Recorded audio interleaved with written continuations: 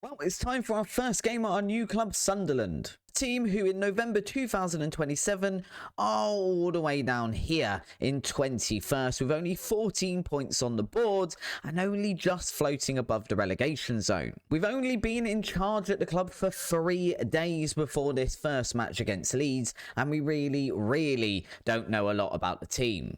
Apart from, it doesn't seem to be performing very well. But we're here to change that, and we're going to try and do that in the shape of our 4-2-3-1 that we used at Forest Green. The lineup for our first game is Patterson in goal, Toffolo, Mbete, Marie and Ballard as our back four, White, Matete in midfield, Anthony, Harry, Clark and Emerson our front four today. And straight away you can see one of the problems, which is one of our right backs is suspended and the other one's injured. So hopefully Ballard can be alright over at right back. We tell the team to make our home advantage count in today's match, and we head out to face Leeds.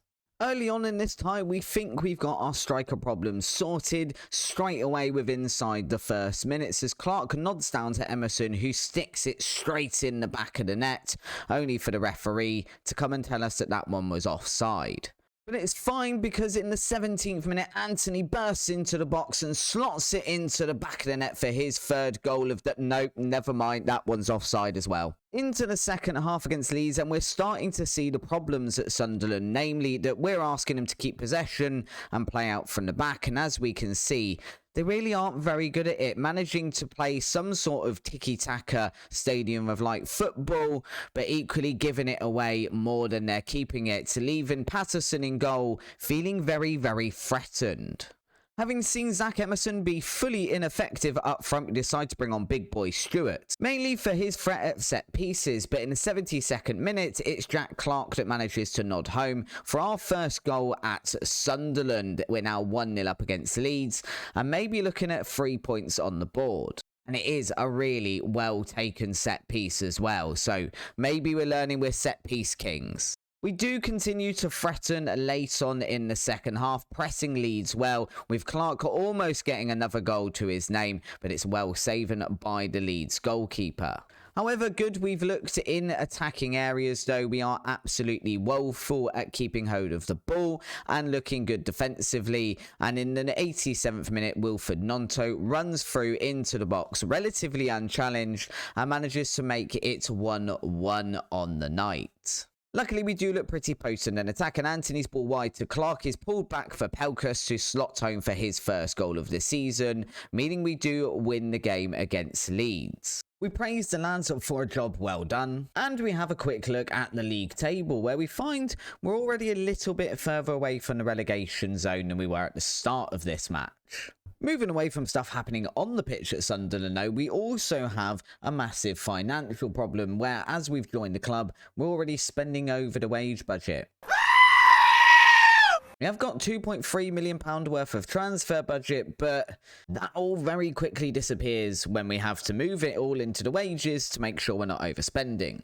Yeah, that's not quite as much as we were promised when we joined. When you take a look at the financial projection screen, you can't really do anything but to move those wages to make sure you aren't overspending. How are we losing £70 million within the next 3 seasons? What is happening at this club? Another problem we have is a complete lack of staff. We're missing coaches, we're missing scouts, we haven't got director of football, we have one too many load managers, and we set about trying to fix that pretty instantly. Hello? The match against Oxford is also coming up fast. And oh look, we've got more injuries. It's only for 1 day though, so it's probably alright. Hello? Heading into the match against Oxford, both of our right backs are suspended and injured, and Daniel Ballard isn't fit enough to play there, so we're going with this guy, McCarthy, who's 1.5 stars at right back. It is no more or less the same team that just faced Leeds, just a couple of tweaks. It will be fine. We're going to go and win this one as well because we're an amazing football manager. Much better than Jose Mourinho or John Messino? The tie against Oxford doesn't exactly get off to a great start when Pablo Mari just decides to shove this guy over 2 minutes into the match. This is really one of those heartwarming moments in sports where you just... Oh my God! And Patterson is unable to save the penalty, putting Oxford 1-0 up against us inside 3 minutes. Pablo Mari continues his fantastic start to the game when he gets hit in the back of the head by a ball. Yeah! Whilst we continue to kind of threaten at the other end of the pitch. This continues throughout most of the match, with Patterson basically keeping us in the tie with some fantastic goalkeeping. And Pablo Mari continues to do his best to make sure we lose this match and just acting like a bit of a turd. All in all, it's a pretty rubbish performance from Sunderland. And we make sure the team are aware of that as well. After that game, we're now in the relegation zone. And making matters worse, Preston, who are above us, actually have a game in hand. Given how much they annoyed Forest Green last season, I'd really like to get one over Preston and stick them in the relegation zone, and it turns out we played them in 3 games time.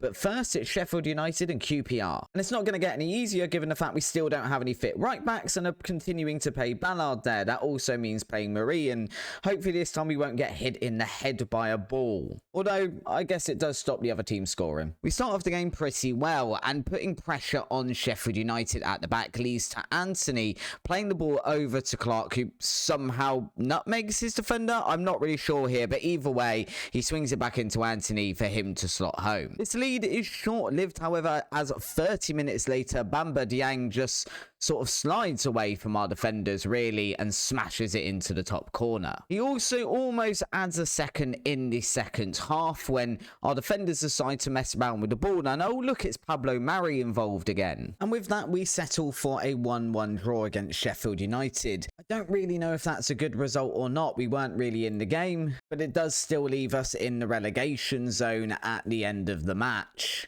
All the way down in 22nd.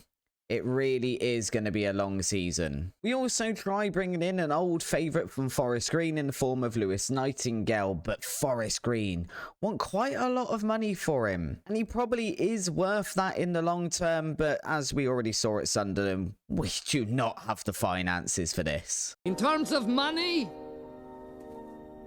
we have no money. We're also not helped by the fact that we still don't have a full contingent of staff members, and all of them are awaiting work permits. They're all going to arrive at the same time, but at the moment, it still leaves us looking a little bit bare, which probably isn't great when you want the team to become, you know, tactically coherent. Finally, though, here come all the staff right before the game against QPR. Hello there. Hello. Hello. Hello. Hello. Hello. Hello. Hello. Hello there, Branko. Hello there. On to the match against QPR then, and it is the 4th match without a recognised right back. And I'm going to continue putting every bit of our performance down to that, including that a right back would have scored it. First half itself goes without much happening at all, but the second half starts pretty quickly as once again with Sunderland, we try and play out from the back and just muck it up, resulting in QPR coming forward, smashing that in the back of the net. However, we do manage to pull one back in the 68th minute. It's Demetrius Pelkas, and once again, it's apparently offside. Can we score a goal, please? And in the 73rd minute, we do eventually manage to do that, with White playing a lovely ball over to Emerson, who nods it down for Jack Clark to hit home his 2nd goal of the season from the right wing. From there, both teams go at it for the last 10 minutes, with QPR having a good chance. One end that is just about saved by Patterson, before we have a free kick and a brilliant shot the other end, which is saved by the QPR goalkeeper. And in the dying seconds, yet another one. He's had an absolute blinder. In the 89th minute, though, QPR nicked the ball back after another pull pass from our defence, play it through and just square it to their striker to make it 2-1. And to make matters even worse, they then go and add a 3rd in the 93rd minute, making the final score 3-1. This result actually feels a little harsh when you have a look at the match stats, but at the end of the day, it's clear that we need to improve this team. We need a goal scorer, and we probably need some defenders that can not concede. We're going to shout at the team anyway, though. This continued poor form now sees us down in 23rd place on 18 points, although it's nothing a good run of form wouldn't fix, as, you know, one win and we could go as high as 19th. In between matches, we do also get our FA Cup draw, where we'll be facing Wickham in January.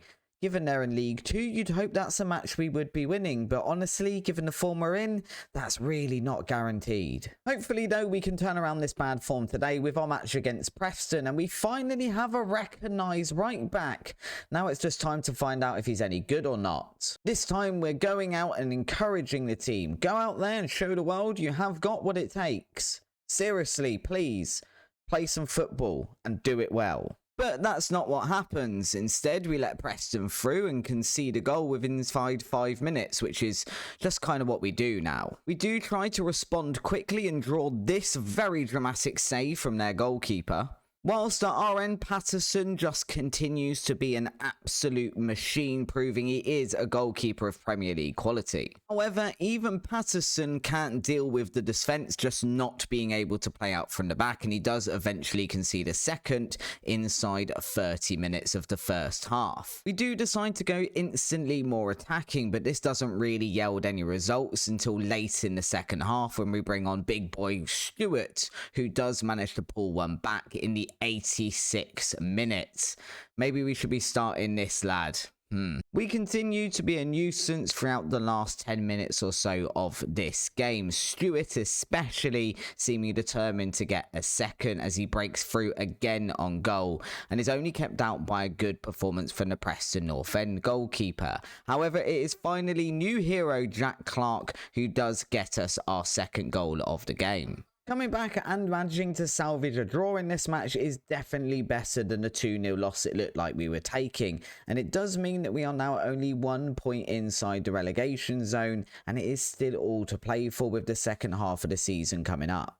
But with very little finances and absolutely no goals apparently in the team, especially with our strikers, will we be able to turn around Sunderland's form in the second half of the season? It's very clear we're going to have to focus on loans if we want to do that and try and get this team up and running as soon as possible. If you have enjoyed today's episode, then please do drop a like down below, hit the subscribe button if you haven't already. Thank you very much for watching.